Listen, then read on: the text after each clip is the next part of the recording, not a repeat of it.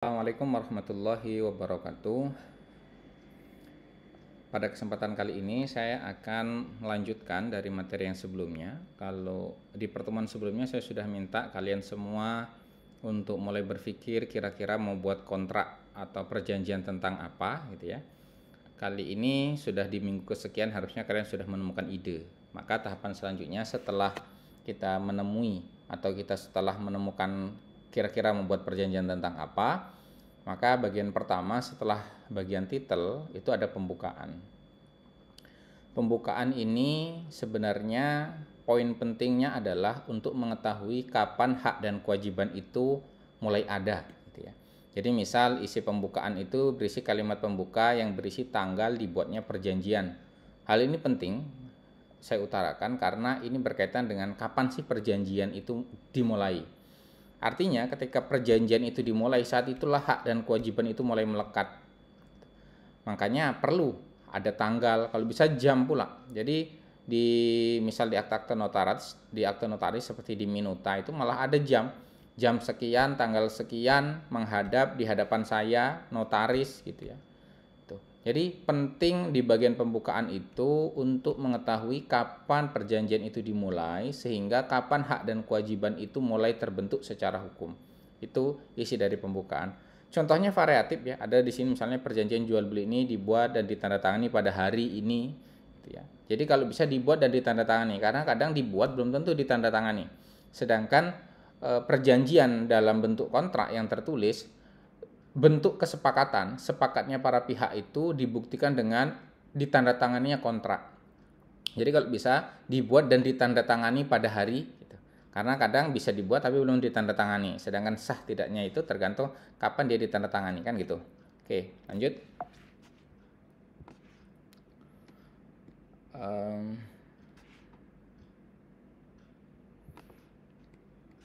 Sekarang bagian komparisi ya. Bagian komparisi. Setelah pembukaan ada namanya komparisi. Komparisi ini apa sebenarnya? Pada dasarnya komparisi ini memuat identitas dan kedudukan para pihak. Identitas dan kedudukan. Jadi ada dua hal yang menjadi titik tekan komparisi. Identitas para pihak dan kedudukan para pihak. Komparisi dalam kontrak memiliki fungsi pertama identitas para pihak. Jadi untuk mengetahui identitas para pihak, siapa sih yang melakukan kontrak ini? Dalam pasal 1320 KUH Perdata tentang syarat sahnya perjanjian, selain cakap gitu ya, selain kesepakatan itu ada cakap syarat sahnya. Cakap itu berkaitan dengan apakah seseorang ini punya hak untuk melakukan perbuatan hukum, layak atau tidak. Inilah penting identitas. Karena di identitas itu kita bisa tahu apakah orang ini termasuk orang yang sudah secara hukum umurnya punya hak untuk membuat satu perbuatan hukum gitu ya. Itu identitas. Kemudian dalam kedudukan apa yang bersangkutan bertindak. Setelah kita tahu identitasnya, dia kita anggap layak, dia kita anggap cakap untuk membuat satu kontrak, kita harus tahu kedudukan dia itu sebagai apa bertindak. Misal seorang dekan dia akan bertindak tentu atas nama fakultas. Rektor bertindak untuk atas nama universitas, atau seorang direktur dia bertindak untuk dan atas nama perusahaan gitu ya. Jadi kedudukan apa ini sangat penting ada dalam komparisi karena itu nanti akan berakibat terhadap dampak hukum turunannya. Apa dampak hukum turunannya? Misal ketika saya bertindak untuk atas nama perusahaan, artinya saya tidak bisa digugat atas nama saya pribadi karena saya bertindak untuk dan atas nama perusahaan, bukan atas nama saya pribadi. Begitupun ketika saya melakukan perbuatan, misal saya ditunjuk sebagai seorang advokat dari klien saya. Maka segala tindakan saya yang lakukan itu dalam rangka membela klien saya. Maka saya tidak bisa berdasarkan undang-undang advokat, hak imunitas, saya tidak bisa dituntut baik pidana maupun perdata ketika saya sedang membela hak klien saya. Gitu ya. Ini penting dalam kedudukan apa? Apakah dia bertindak untuk atas nama dirinya sendiri atau atas nama orang lain, atau atas nama perusahaan, atau atas nama instansi di mana dia bekerja. Kemudian berdasarkan apa kedudukan itu gitu ya. Jadi ketika saya mengatakan saya sebagai advokat, atas dasar apa saya mengatakan saya ini advokat dari saudara A? Maka surat kuasa penunjukan dari A ke saya itu harus ada dan harus dicantumkan dalam komparisi. Gitu ya.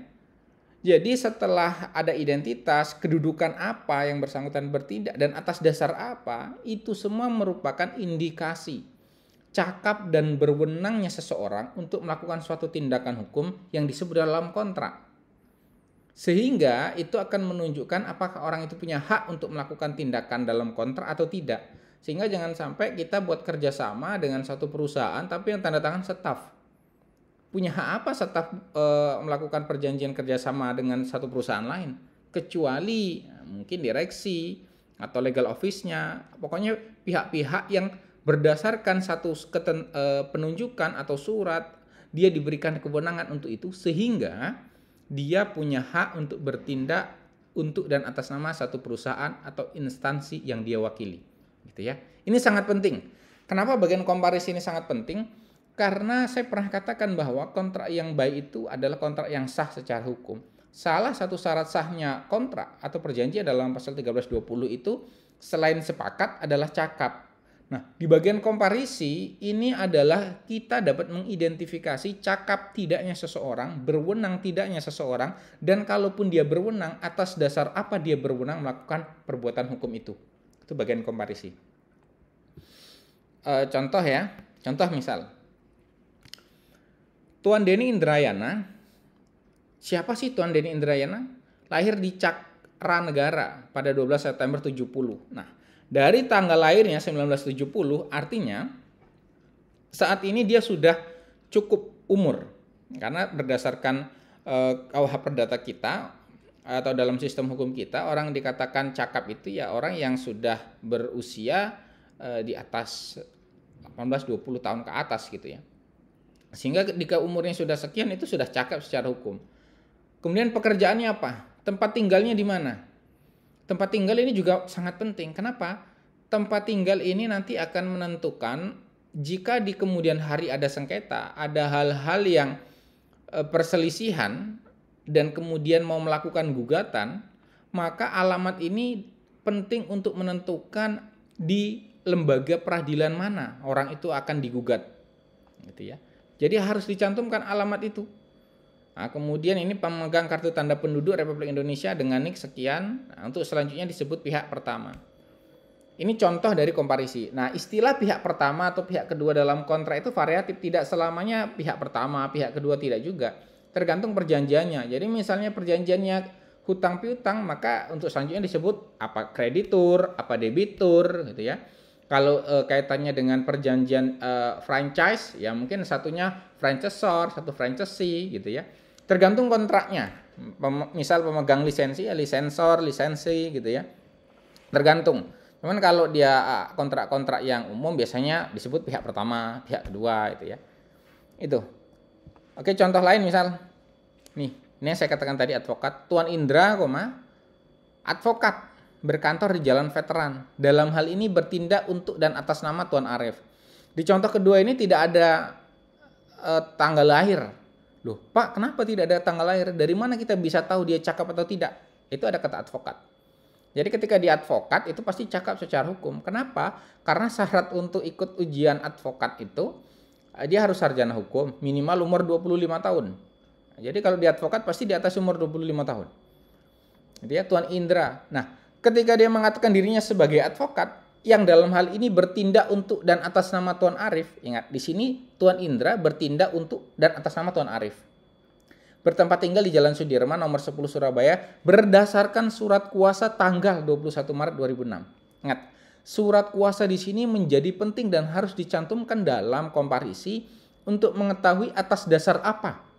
Gitu ya. Dasarnya apa dia mengatakan dia ini advokat, bertindak untuk atas nama Tuan Arif itu apa? Oh, ternyata ada surat kuasanya. Surat kuasa amanah tanggal 21 Maret 2006. Itu ya. Ini penting. Contoh lain misal Tuan Baskoro bertempat tinggal di Jalan Kencana nomor 10 Yogyakarta.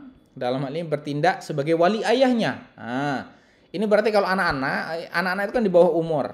Maka ketika anak-anak itu berada di bawah umur, maka ketika Tuan Baskoro melakukan tugasnya sebagai wali ayah, dari dan oleh karena mewakili perbuatan anaknya, saudara Anto, pelajar bertempat tinggal sama dengan ayahnya tersebut, selanjutnya disebut sebagai pembeli. Jadi misal ada anak yang mau beli atau melakukan transaksi jual beli, sedangkan anak baik dalam hukum Islam ataupun dalam hukum perdata kita itu tidak boleh melakukan satu transaksi. Jadi kalau di syarat subjektif itu cakap ya.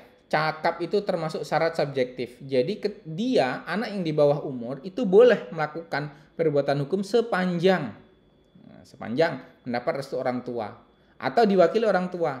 Nah, gitu. Ini makanya dalam hal ini Tuan Baskoro dia bapak dari saudara Anto, gitu ya. Jadi dia bertindak untuk atas nama Anto, mewakili Anto karena Anto secara hukum belum bisa melakukan perbuatan hukum tertentu. Nah ini contoh lain. Misal Tuan Rizal ini pegawai negeri sipil, dalam hal ini bertindak sebagai pengampu. Nah kalau pengampu ini biasanya orang yang dia itu adalah mewakili orang yang pailit. Jadi kalau anak di bawah umur yang dapat mewakili itu ada walinya, tapi kalau orang yang pailit, orang bangkrut dalam hukum nasional kita, dia tidak punya hak untuk melakukan perbuatan hukum karena sudah dinyatakan pailit. Nah siapa Pak kemudian yang bertindak kalau dia pailit? Maka pengampunya. Ya, biasanya dari pengadilan atau dari kurator gitu ya. Nah ini Tuan Rizal dalam hal ini dia bertindak sebagai pengampu dari dan oleh karenanya mewakili Tuan Renaldi. Jadi Tuan Renaldi ini diwakili oleh Tuan Rizal. Artinya Tuan Rizal sebenarnya dia bertindak untuk dan atas nama Tuan Renaldi. Nah berdasarkan penetapan Pengadilan Negeri Yogyakarta nomor sekian.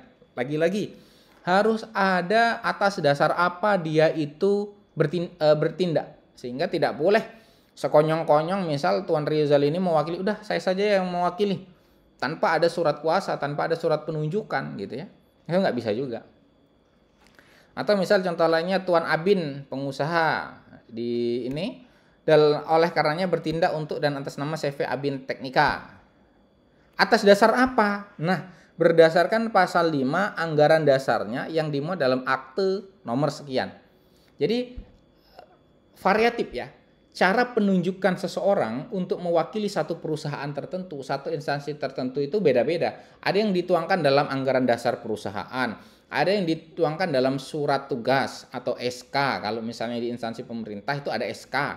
Ya, SK misal SK Dekan, SK Rektor, SK Kaprodi, SK Sekprodi. Jadi dia bertindak untuk atas nama apa itu tergantung surat penunjukannya. Dia tidak bisa melakukan perbuatan melampaui dari surat atau penunjukan yang dibuat dari satu instansi atau perusahaan tertentu. Ini juga, ini direktur utama mewakili direksi dari dan oleh karenanya bertindak untuk atas nama PT Tamara Teknika. Berdasarkan apa? Ternyata lagi-lagi ini didasarkan anggaran dasar yang dimuat dalam akte nomor sekian-sekian. Gitu ya. Contoh lain, ini PT Bank Mandiri gitu ya. Terus yang didirikan berdasarkan hukum negara Republik Indonesia yang dalam hal ini diwakili oleh Sigit Pramono. Jadi Sigit Pramono ini mewakili Bank Mandiri. Sebagai siapa? Sebagai Senior Vice President Corporate Credit Restructuring Unit. Nah, gitu ya. Dia sebagai Vice President dari perusahaan kredit di bagian restrukturisasi. Jadi orang-orang yang nunggak, biasanya orang-orang yang nunggak melakukan kredit di bank-bank itu nanti dia dalam proses penyelesaiannya ada namanya restrukturisasi. Nah, jadi ini berarti berkaitan PT Bank Mandiri ini mau buat kontrak kerjasama untuk melakukan misalnya penyelesaian kredit macet gitu ya. Nah, jadi diwakilkan oleh Sigit Pramono. Siapa dia? Unit restructuring. Jadi vice presidennya. Atas dasar apa Sigit Pramono ini bertindak? Berdasarkan surat kuasa direksi bank nomor sekian. Ingat, dari kesemua contoh tadi, baik ini, sampai ini ya, kesemuanya itu untuk menunjukkan pertama cakap tidaknya. Sehingga orang ini memang cakap tidak secara hukum untuk berbuat atau untuk melakukan tindakan hukum. Ketika dia secara hukum dianggap cakap, selanjutnya berwenang tidak dia itu. Punya kewenangan tidak berbuat untuk dan atas nama satu instansi atau perusahaan yang diwakili atau atas nama dirinya. Jadi harus dibuat dia tuh bertindak untuk dan atas nama siapa. Jadi mungkin itu pertemuan kali ini. Nah, tugasnya adalah kalian coba buat seperti yang saya contohkan ini, buat titelnya, perjanjiannya, misal perjanjian sewa menyewa atau jual beli atau perjanjian apa, buat secomplicated. Anggaplah kalian tuh notaris atau legal office. Jadi buat perjanjian yang kompleks. Semakin kompleks, semakin rumit perjanjian yang kalian buat, nilainya akan semakin bagus. Misalnya ini bagian openingnya buat perjanjian sewa menyewa ini dibuat ditandatangani pada hari di mana gitu ya. Nah, kemudian bagian komparisi, misalnya Nyonya Melani pengusaha bertempat tinggal di mana, selanjutnya disebut pihak pertama dan Nyonya disebut pihak kedua. Ini tadi pihak pertama dan pihak kedua tergantung perjanjiannya. Kalau utang piutang, maka pihak pertama disebut kreditor, pihak kedua disebut debitor gitu ya. Atau kalau lisensi atau lisensor atau misalnya franchisee, franchisor, itu tergantung perjanjian yang kalian buat berdasarkan apa yang sudah saya jelaskan tadi, apa rukun-rukun yang harus ada baik dalam opening, pembukaan ataupun dalam komparisi. Oke, itu mungkin pertemuan kita kali ini. Kalau ada yang mau ditanyakan silahkan nanti ditanyakan di e-learning. Kami akhiri, ilallah astagfirullah. Assalamualaikum warahmatullahi wabarakatuh.